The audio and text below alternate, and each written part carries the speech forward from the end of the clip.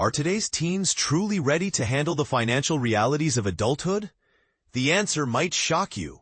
A recent survey reveals a startling truth. Only 8% of parents believe their teenagers are extremely prepared to manage money as adults.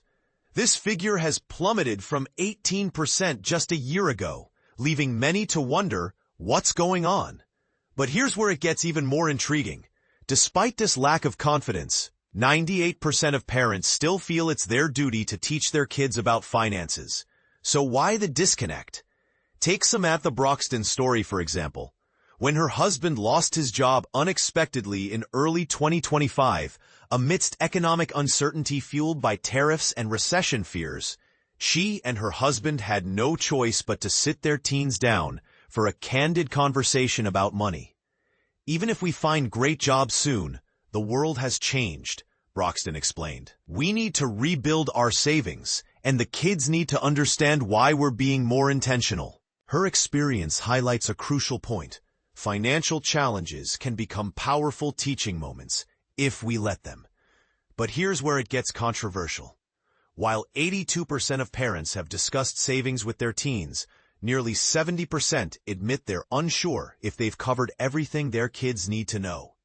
Worse, about half haven't talked about budgeting, managing bank accounts, avoiding debt, or building credit. And this is the part most people miss. Topics like insurance, taxes, investing, and financial planning are often left out entirely. So, are we setting our teens up for success, or are we leaving them dangerously unprepared? Danielle Sherman, CEO of Wired Research, argues that parents' own financial anxieties are trickling down. If adults feel shaky about navigating today's economy, it's no surprise they doubt their teens' readiness, she said. But is this self-doubt justified, or are we underestimating what our kids can handle? Sherman suggests a radical approach. Normalize the tough conversations. Share your own financial missteps, like overdraft fees or debt, and explain how they'll impact the future. It's not easy, she admits, but it could prevent your teen from repeating the same mistakes. Broxton agrees, noting that her teens initially felt nervous after learning about the layoff. Yet, her transparency reassured them, proving that honesty is often the best policy. Here's a thought-provoking question. Do you need to be wealthy to teach your kids about money? Absolutely not. Whether you're splitting a restaurant bill or saving for a vacation, everyday moments can become lessons. Josh Marcus, founder of Jazzmark Services, recalls explaining paycheck deductions to his son, who was baffled by his first earnings.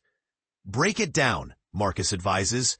Show them the difference between gross pay and take-home pay. Broxton takes it a step further by giving her kids a monthly allowance, encouraging them to budget and save. She's even let them splurge on purchases, knowing the lesson of watching savings disappear is priceless. It's a psychological journey they experience safely with us, she explains. But is this hands-off approach enough, or should parents be more proactive? Sherman's advice is simple yet powerful. Find the teachable moments, don't overthink it, weave it into daily life.